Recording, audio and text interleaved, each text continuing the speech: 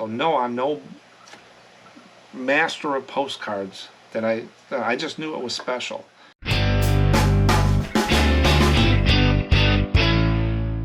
Welcome back to SMPostcards. If you're a reseller, a collector, or just a trader or whatever for postcards, this is the right place to be. We have over 150 videos on different types of processes, postcards, everything postcards, and it's just growing. Today, I'm going to talk about with the special topic of the video. The videos are broken down in 4 sections. There's a what sold, special topic, poll, and then I do some viewer comments, just some improv ad-lib stuff at the end. But the special topic today is an organization, Masons, Masonic Postcards. I usually list these, but they're not that fast of movers, and we're going to go over some of the pricing and which ones can demand more money and which ones really don't. So we'll get into that. For the what sold, I have a bunch of cards sold on eBay. Etsy was a flop. So we'll go over those real quick in the beginning. And then I have a poll. I hear this site all the time. I've never sold on it, never will. It's a dead horse to me. Some people do it and they say they get 1 sale a year. Why even bother? Bonanza. I asked the question in the poll, in the community tab on Saturday mornings, do you sell on Bonanza? And some people don't even know what it was. So we'll go over the stats for that. And then I got like 3 viewer comments that I pulled from YouTube. Just questions or comments from people about videos or different things about postcards. And that's at the end. But let me go ahead and get started on what sold. Now this isn't all about prices or how much money I made. This is more about the variety of things that people are buying. Collectors out there, resellers, or whatever are looking for cards. And I have over 35,000 cards listed on eBay, so that it's a good variety and you'll get to see what people are buying. Now the first card that sold, I got little tabs on the back of these things, on some of them. This is High Water Head of River, Knoll, Nova Scotia. That came from that video where it says a waitress sold me a album. That album keeps doing really well. I sold this card for $12.65. Now what was neat, I thought, was the guy right there with his foot on the boat. And it is a divided back. It is posted, oh, I couldn't tell you, 1912 I think. But that card sold for $12.65.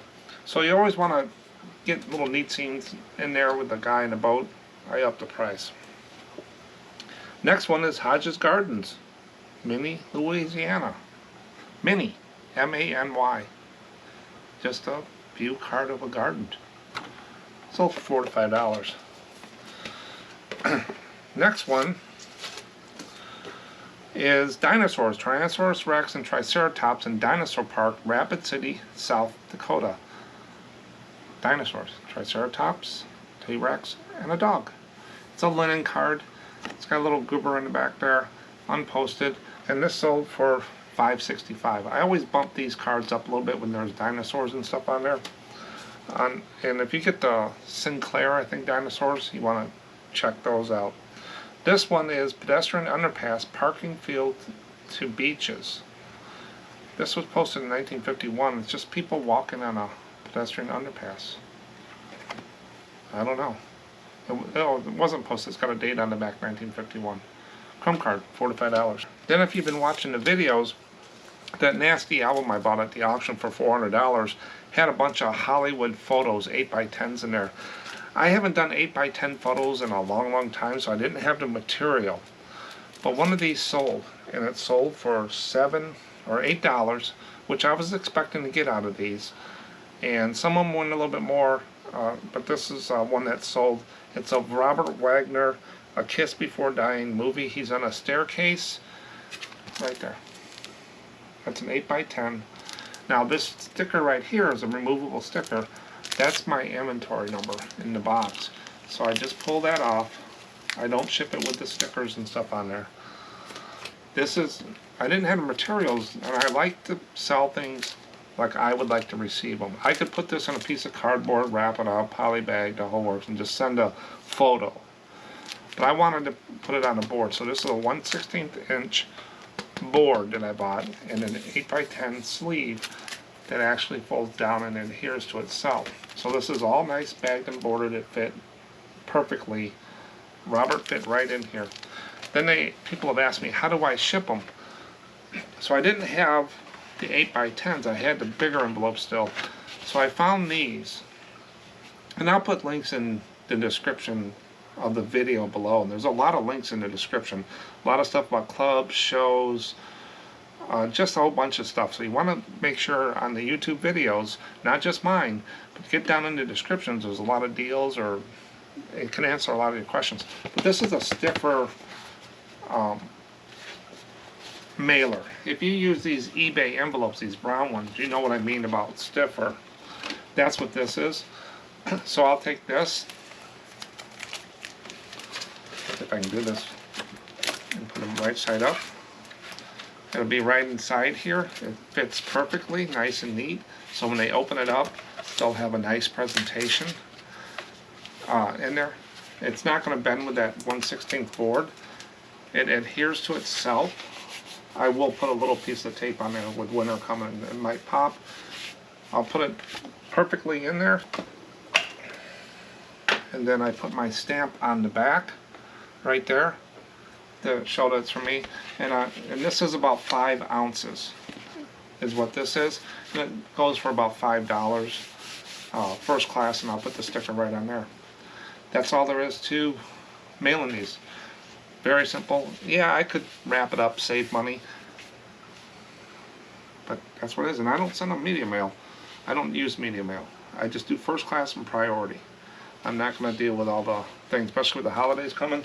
I'm not going to race around and spend all my time trying to save 50 cents here and there and stuff. And I don't sell big records or stuff like that. If you're selling real heavy stuff, media mail would be something that, if it qualifies for it. But something like that, if they want it, first class, 5 ounces, pay for it. And that's why I priced it like at $8. So $8 plus $6, you're still under $15 to buy a 1950s picture of Robert Wagner on a staircase. So that's how I do those. And again, in the description will be what I use. Next one is a bunch of log raft on Penobscot River. Logs. That's a log raft. Sold for $5.55. It's a white border card. Logging, I always up the price a couple dollars. The next one is from the private collection. If you haven't seen that video, it's been out there for a while, but there's 6 videos about 6 albums I paid $1,200 for. I did a 6-month update on that too, and I'll do one at the year as well. I'm well over in the profit on those. Everything's paid for is basically what it is. And I think I'm at $1,100 now that I made off of those. I paid $1,200. Everything I listed added up to about $10,000. But it's long tail. Postcards do take a while. This came from album number 5, and I sold it for $7, $6.80. A View of Puget. I think I said it right this time. Puget. Puget. Sound Navy Yard, Bremerton, Washington. It's a white border card, 1936. And that sold for $6.80, $7. Next one is Saco River Camping Area. Camping areas always seem to do it. Make sure you get camping or camp in there somewhere. This sold for $4 to $5. Just a chrome card on there. Next one is a print. It's a vertical. Florida BB-30. Numbers are important on Navy ships. People love these things. This is on lighter cardstock. $4.55. All my boats basically are $4.55. That's what they sell for, just like this one. This is Subic Bay, Philippines. Subic Bay, for Navy people, they love it. My older brother was on the Midway and stuff, and he was stationed in Philippines for a while, and he loved Subic Bay. He wants to go back to the Philippines. He just loved it over there. But Subic Bay brings a lot of memories back, and make sure you get that in the title. And this is a chrome card. $4.55. Next card sold for $5.55. I bought a bunch of large letter postcards, and I paid up because I had to have them shipped. Whenever I do that, it brings the cost average per card up, so I have to recover those costs. And so this, instead of $4.55, this sold for $5.55.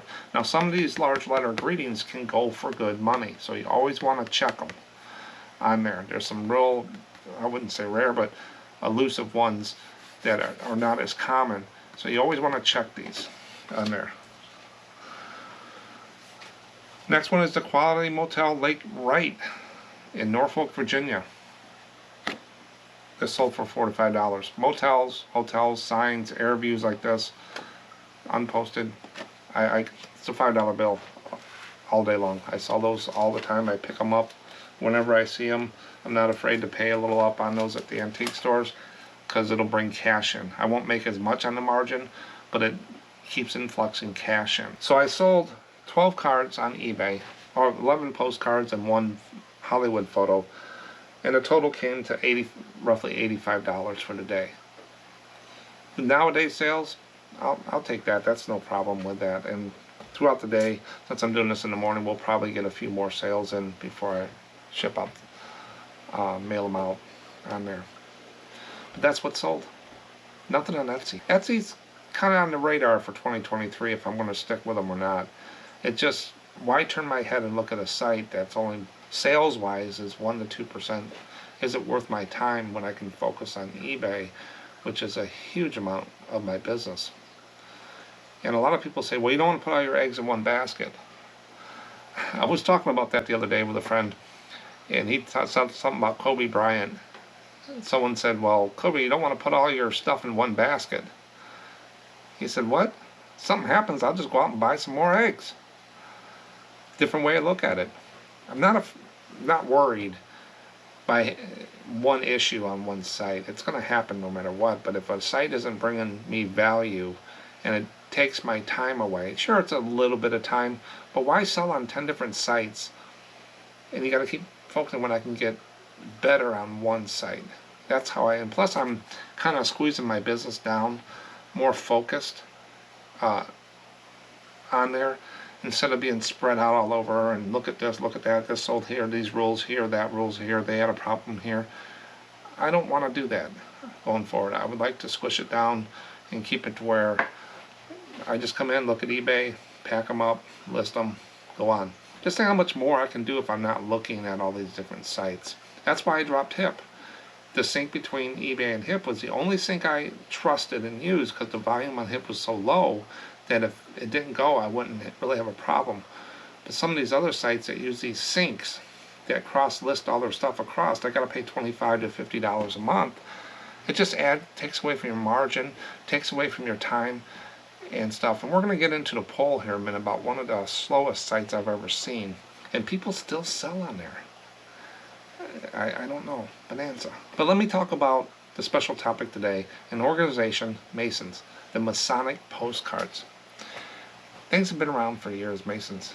And as I talk about some of the highlights of the Masons, I'm going to show some cards here on the big screen that I found of different Mason cards. And then we're going to talk about the sell-through rate of Mason cards, Masonic cards, and then I got some pricing. There's some of these that are selling pretty good and some don't. So stick around. Masonic meeting. Relating to Freemasons or Freemasonry. Organized Freemasonry is over 300 years old. Freemasonry exists in various forms all over the world, with a membership estimated at around 5 million, including approximately 480,000 in Great Britain and over 2 million in the United States. Freemasons do a lot of work for charities, including holding and participating in various fundraisers within the community to promote charitable causes. Stonemasons often use Masonic symbols because of illiteracy, not to keep secrets. So that's important. A lot of people think it's a secret organization, but due to illiteracy back in the day, stonemasons used Masonic symbols is what they say. The square and compasses are the most universally recognized symbol of Freemasonry. The square usually symbolizes morality, while the compass symbolizes the wisdom of conduct. That's the Mason on there, the square and the compass. During the American Civil War, enemy soldiers who recognized each other as Masons helped save each other's lives. So they have a secret handshake? They winked at each other? They grew their mustaches a certain way. How did they know? I think it's a handshake or something, or a word. The Masonic Temple in Illinois, Chicago was the tallest building in the world at the time it was built. So that was some of the Masonic postcards and a little bit of key facts about Freemasonry. But what we're really concerned about as resellers of postcards is what do these things sell for and how fast. So one of the gauges that I've started putting into the videos is sell-through rate. It's my modified version of sell-through rate. You can get real detailed like I do in my other spreadsheet on my sell-through rate, which is usually between 1 and 2%. Your sell-through rate is going to be different. eBay's, Etsy, everything is going to be a little different. So you always want to go after high sell-through rate cards because they're going to turn over and you're going to make money. You don't want them sitting in your store forever, but postcards, some do. You list some cards, they'll sit. So it's a long tail on a lot of postcards. But sell-through rate is calculated. Basically, take the sold divided by listed times 100, and 100 just moves the decimal point, makes it a percent. How I do this, I went into eBay and I typed in postcard space Masonic. 13,000 listed. It shows up at the top. Then I went over and clicked on the sold. 447 sold. So if you take 447, which is the sold, divided by the listed of 13,000, times it by 100, you end up with a 3% sell-through rate. Doesn't mean anything unless you compare that number to other things. Postcard Space Nevada, doing the same thing in eBay, 11%. Postcard Space Indiana, 8%. Postcard Space Texas, how many are listed? 28,000. Sold 2,000. Equals 7%. And then one of the lowest ones is Postcard Space New Hampshire. There's 51,000 New Hampshire cards listed. 2,100 sold gives you a 4% sell-through rate. Freemasonry Masonic postcards have a sell-through rate of just what I did for all these at 3%. That's way below average. It's pretty sad that they're going through there. But there's a catch to these. Even though it's got a 3% sell-through rate, you can pick through these and find some really good cards. Masonic RPPCs. You want to look for those because look at this. One of these sold, a fraternity university at Champaign, Illinois, University of Illinois. 2 bids in an auction, 2 bids, $205.50 plus $4.50 shipping. So they got $210 basically for this postcard of an RPPC. Another RPPC, Masonic Building, Orange, California, $90. 3 bids in an auction. Mason City, Iowa, drugstore. That's not a Masonic card. So you got to be careful when you're looking at things. But I put that in there because it's an RPPC and it has the word Mason in there. So when you do your searches, you want to throw some of these things out. But I left it in there because it was a pretty neat card and it was 4 bids for $64. It's got the word Mason. But RPPCs are a good thing to buy, especially those Main Street there like in Mason City. You got a Masonic Building, Orange, California. And then you got a university with a Masonic fraternity. Those are things I look for when I'm looking at RPPCs or looking through stacks of postcards. Again, I left the Mason City one in there because I had the word Mason in there. It's probably some kind of relation to it. But when I did it, I said, this is a cool card. $64. And these were all auctions. Who knew? Now let's look at the pricing. The sold high, so low, list high, list low. Just to give a well-rounded. We got the sell-through rate. We know RPPCs can be lucrative, demand more money for these.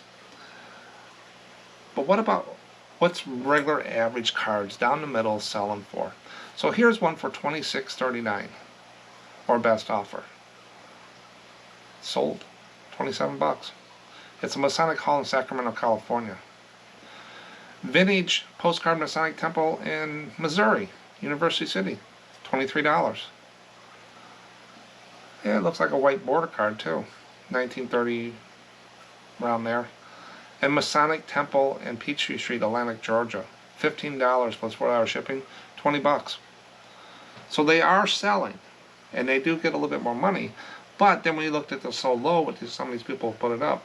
George Washington, you'll see a lot of these from Alexandria, Virginia. And I have a gentleman, whenever I put these up, I put, maybe last year I had a bunch of George Washington Alexandria, and I put like a dozen or so up. They all sold to one gentleman. I think he was in the UK as well.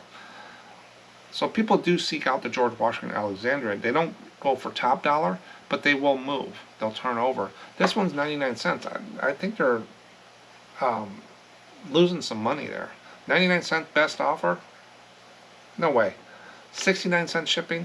So by the time you get done, you're paying somebody to buy your monument George Washington on there. But you can, those will sell for $4 to $6. Maybe even more, depends on if you want to sit on it. Next one is Kansas Masonic Home, $2. These are long tail. You can sit on them. Unless they're blowing them out, you can get more for that. Washington Masonic Lodge, Fredericksburg. Fraternal organization. We just saw that RPPC sell for, let me take a look. That thing sold for $205, and you got another fraternity one here, and you're selling it for $2. I think you can get more money for these. But they're going to sit. You got to invest in some of these. But let's look at some of the high pricing here and some examples of when I go through this pricing. It's all over the board with postcards, so you got to be very careful. I had one seller tell me that he's kind of given up on comps because it's just all over the board.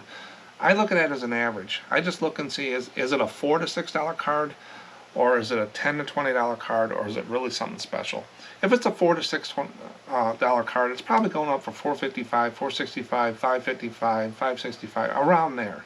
If it's a $8 to $15 card, then I'm going to dig a little deeper. If it's more than that, it goes in a special folder, and I'll do a lot more research. Most of my cards are $4 to $6 cards on there. And I buy them at a good price so I can sell them at that. And plus they turn over faster, so I'm getting a return. Plus I don't spend hours researching and looking up stuff and asking questions and stuff. These are $4 to $6 cards. Now the first one here is Hong Kong. So that's a key word with postcards. You always want to look at Hong Kong. Zetland Hall Masonic Lodge. Freemasonry, 1899. That card there is $500.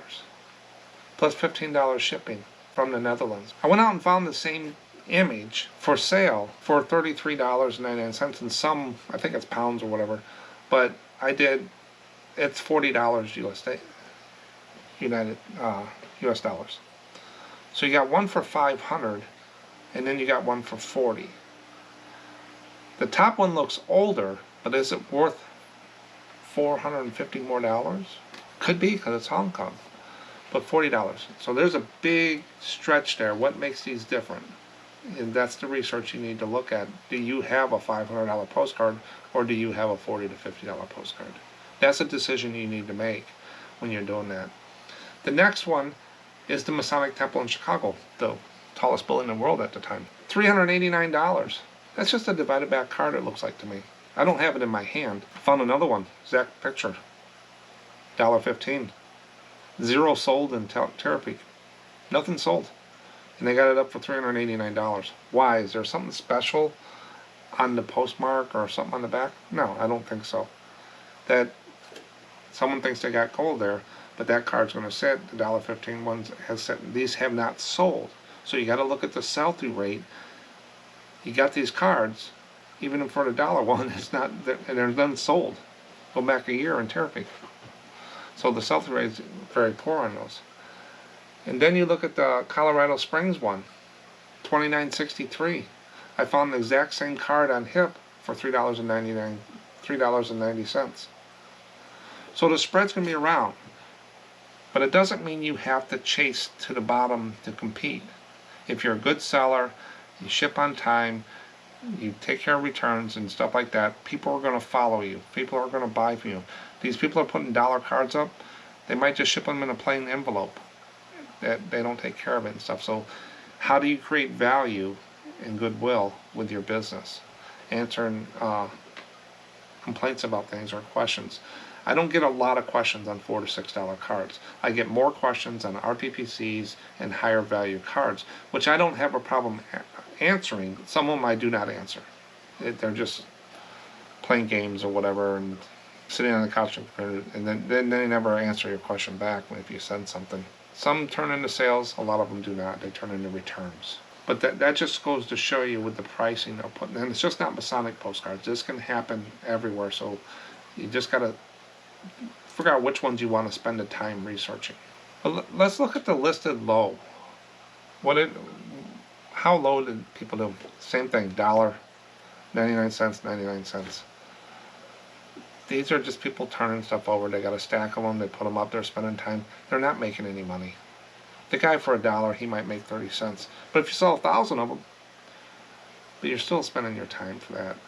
You can go out and find some better cards or up these cards numbers and just get a good quantity up. But you can't fight this. This is just what they've been doing for years and on there. But that's Masonic postcards.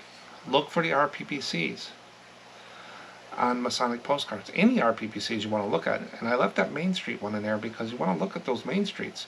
Some of those can bring higher than average value. But you got to make sure that they're RPPCs. I have a video about that, how to look at the dots and stuff. If I'm never sure, some of them can be elusive. They're close and some of you can see the dots right away. You can see that it's not an RPC you're looking at, and you get the loop out or a magnifying glass, and yep, that's not an RPPC. But then there's some that it's like, yeah, there's that dots or those squiggly lines. I leave it up to the collector on there and stuff. But that video should help you out a little bit. I don't do a lot of them, but when I do get them in lots, I will list them. I have about 50 to 100 RPPCs I got to go through yet in there. That's a lot of it's winter work and stuff. I'll sit down and grab a couple of them out because I know they take a little bit longer to do because I want to make sure I get what I can out of them, and also want to make sure it is what it is. But you will get sometimes more questions with those. But that's Masonic postcards. Who knew? Now we're going to be coming up in November here, the 2-year anniversary of this channel. And this channel has exceeded what I thought it would do. I really wanted a place that I could talk about postcards and learn about postcards and share what I do, and everybody shares what they do, like-minded people, and build a community. I don't do Facebook, Instagram, and all that stuff. I just wanted one single place to share stuff and show what I do. And I've learned so much from everybody that left comments or stuff like that, or helped me with some pricing. But we got over 1,200 subscribers in 2 years. Some people say that's probably not a lot. But remember, I don't compare myself that much to others. That's a lot to me. If you put 1,200 people into a room, that's a lot of people. And YouTube a couple of weeks ago popped up and said I've had over 75,000 views of the videos. That's amazing in 2 years. So I appreciate and I thank everyone that has subscribed and watched the channel. If you're not subscribed, go ahead and hit subscribe. It really helps the channel, and that little like button also helps it. It allows YouTube to know people are watching the videos. Even though they do know, they'll send more to you, and also it'll send it out the message to other people so we can get more people in here. An example of that is Tom, the Dear Doctor postcard expert that I had on. That's how he found the channel. If he didn't get in on his homepage or something pop up, I would have never had him on there to share his knowledge. 40 years of a Dear Doctor postcards he knew. Learned so much from that video on Tom. And I can't wait to go this month and see him at the stamp show. But that's an example of how it grows. Now in 2023, I plan to keep doing what I'm doing. I already got video special topics planned out all the way through 2023. But if anybody is looking for something special, wants me to go out and research, sometimes I don't even know what they're talking about, I'll go and do that and fit them in. I can always fit videos in. But I got plans all the way through 2023. And I think there's a couple trips in there, like we did the Brimfield trip, we're hoping to do on there. But again, thanks again to everyone. The channel's grown organically. We got a lot of good people. I haven't had to manage too much of it.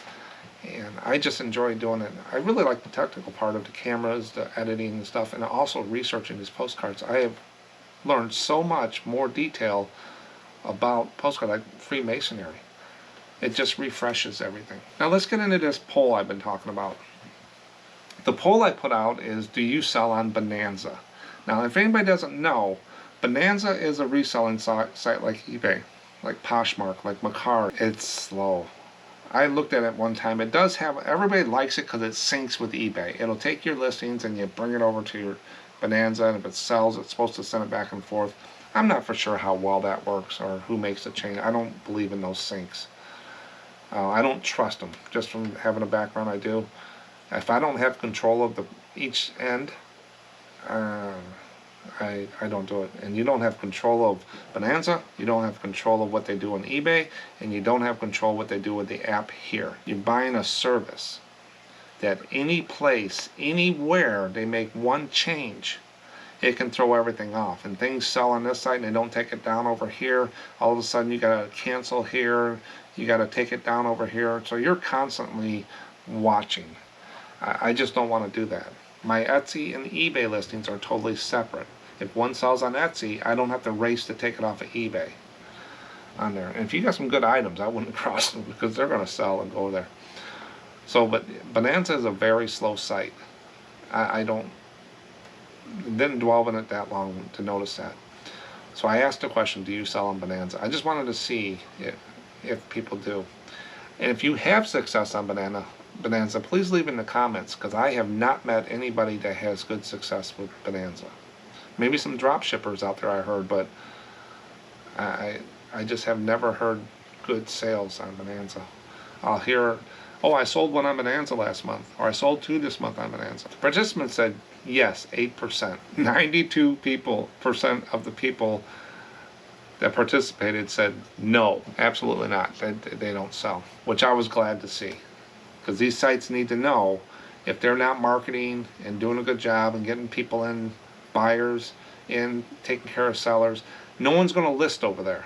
No one's going to sell. You get your sales up, Bonanza, somehow. Get out there and do what Poshmark did, and Macari, and what eBay's doing, and get the traffic. Yeah, we'll migrate over there. But selling one thing every 3 months? No, I will not be there. But here's some other comments. Flip it to for real.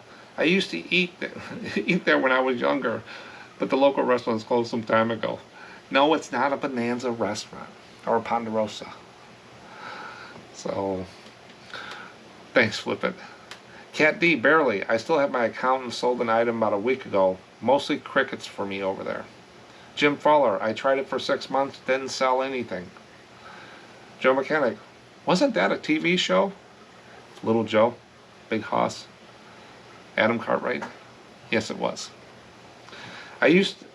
Stephen Holton, I used to, but sales were not there. So you're starting to see what I see. No sales. Why waste your time? Postcard guy, for the amount of sales I got on Bonanza over the year or so I tried it, not worth the headaches. Exactly. Why even turn your head to something that you're going to make $10 a year on? List a couple more cards on eBay. You'll get $10. Postcard guy again says, gave it up when the item sold on 2 platforms with weeks of each other. Exactly. Just another thing you got to worry about. Another thing you got to watch. And people will jump up and down and say, listing on all different sites is the way to go and it's successful. That's fine. For me, I do not want that monkey on my back that something sold at one site and I forgot to take it down on another. A lot of people are worried about feedback, worried about all these metrics, and they still have those issues. Or something's sold and it's not in their inventory, and then they blame eBay. Because it's sold on another site and you forgot to take it down. So Bonanza is not all that. So you want to check it out. You can sell on it if you want. Doesn't bother me. I'm just telling you what my opinion is. I'm pretty strong on this one, that these sites need to do better. They just can't throw up a site up and everybody says go over there and it's better than eBay or whatever. It's just not there, guys. Sure, it'll put your listings over there and stuff, but not for me. That's the poll. Check them out. Every Saturday morning I put something out on the community tab. You go to the channel, over to community, and you'll see that. I think if you hit notifications and subscribe and notify, the bell icon, it'll tell you when one comes out. I think so. Now let's get into viewer comment. But Jonathan Jackson, I think he's a new subscriber, and thanks for subscribing, Jonathan, and hope you learn a lot. He said, I have watched a few of your very informative videos now, thanks. Thanks for watching. And wondered, do you collect or sell tropical fish? My fish tank's back there, and I'll see if I can get a picture of it. It's right back here. I think I got my finger in the right place. I can't tell on the camera. Right there. I have 6 tanks in that room. They're all freshwater. Those are all 30 gallons that you see there. And over to the side of it is 3 55 gallons. And right behind the wall behind me is an older 1970s tank, real thick glass, 65 gallon tank.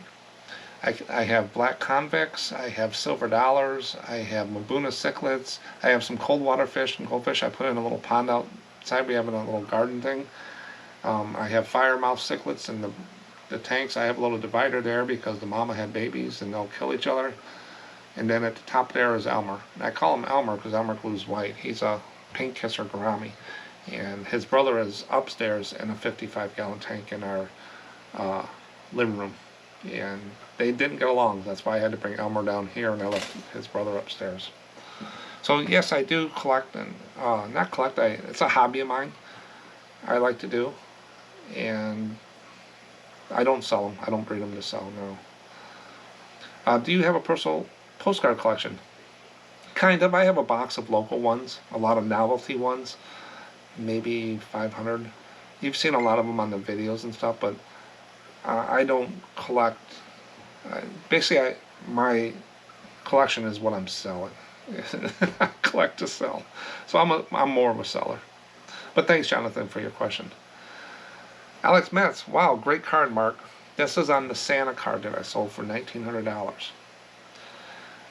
Highest card I ever sold. A lot of luck involved. I didn't see it when I went through the album the first time. So no, I'm no master of postcards. That I just knew it was special. And going working with people and looking and working different things, I threw it up for the highest price I thought it would go, and it sold within 3 days. You just got to be able to identify them and then do the research. That's what I did. And understand that that was a hold of the light. Have I ever seen one of those? Probably, but I never knew. I never knew that. And so, in there. He loves my videos. Been watching them. That's the best thing to do, is just sit down, grab a big cup of coffee, and watch 10 or 12 videos. YouTube will love it, and I would too. A lot of people watch my videos with this. That's why I do the longer videos, and I break them up in different sections. What's sold, special topic, and so you can actually jump around if you want, but if you're listing postcards, you're going to be sitting down probably an hour or so. A lot of people will just put it on their TV or on another computer and just turn their head as they need it while they're watching and listening. So I kind of do one video, and there's 4 spots in there. I always try to find longer videos while I'm listing that I can just pop up my head. I got a few resellers. I got some other things I watch on YouTube while I list, and I can just look up when they say something important and rewind. But yeah, in 2023, I have a lot more videos already planned out. I batch them up and get them all done. So thanks, Alex. Hope White, question. When or where should postcard be placed in the listing title? I have been told at the beginning and it's not necessary. I think I replied to Hope, no, it's not necessary, it's not required. It's a personal preference of mine. Since I started doing it, I put postcard up front. I put postcard space, title, and whatever. I don't put undivided back, all that stuff in the title as it's item specific already in there. So I put postcard space, Masonic Temple, Chicago, Illinois. That's what I use. You can put it in the middle, you can put it in, you can do whatever you want. I just started doing it. And I think I did a poll. I told Hope, if I went back and looked at the polls, I didn't do that before the video, but I think over 90% of the people put the word postcard somewhere in their title. So it is kind of a best practice, but if you have it in the right category on eBay, let's talk eBay here, postcard category, eBay should know that it's a postcard. But if you put Chicago Masonic Temple postcard, it'll know, probably go to the postcard category and look for Chicago things. So does it help? I can't prove it. I think it does, but I can't say it, but all my listings look the same. Plus I use it when I do some reports and stuff, when I have other things, like I got the holiday photo in there. I know it's not a postcard, so when I do reports and look at different things, or I export it to different places, postcards in there, I can do a search on postcard. So it kind of helps me in that way. But it's not required, and to me it really doesn't matter where you put it. The search engines are going to pick it up, but do what you like. It's a personal. Now with these Freemasonry Masonic postcards, what popped into my mind is Grand Army of the Republic postcards, or GAR, G-A-R. Did a whole video on those. I don't do a lot of them, but this will help tease you into knowing what the GARs are. Some of those can be lucrative too, guys, but they kind of fall in the organization thing. So check that video out. Thanks for watching. Don't forget to subscribe. Got to get that number up. I want to get that number up by the end of the year as much as possible. Hit that bell icon to be notified when I put new things up. And I'll catch you on the next one. Thanks.